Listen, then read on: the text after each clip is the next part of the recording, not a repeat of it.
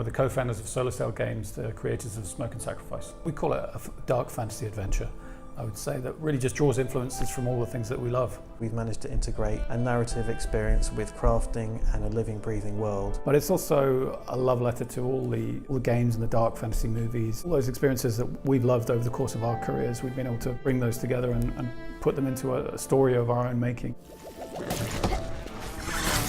It's really exciting to see it get out into the world and to leave the confines of our little dev studio and to be put in the hands of thousands of people, and the critical response was really positive. It was great to see how people experimented and made things happen that we'd never thought was possible. Smoke and Sacrifice is coming to PS4 and Xbox One on January 15th. It's a dark, intense, exciting adventure, but we have taken away some of the friction, clarified some things to help you through it. Yeah, so accessible, but in a good way, hopefully.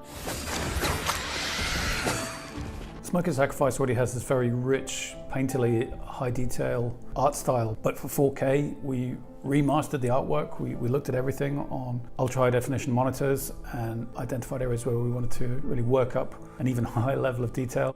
The game does look and feel amazing. 20% more harrowing. That can be a quote. So this is kind of a special edition of the game because we're adding this whole new quest line where you encounter Bacon. It's an acronym, but he's a robot who needs your help. But the ultimate conclusion of that is you gain possession of the possession wand, which allows you to take direct mind control of other creatures in the game.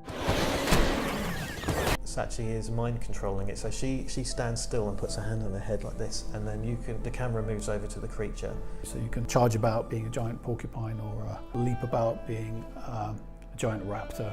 Be a chicken. We've got a chicken mode. I think it's awesome that these consoles that are maybe classically the home of mainstream AAA have also done a great job in promoting quirky, interesting indie titles. And of course also we've been able to bring to that the additional quest content, the new possession feature, and all those quality of life improvements that we made to the previous versions. It's a little bit kind of out there, a bit experimental in a way that the freedom of being an indie allowed us to do.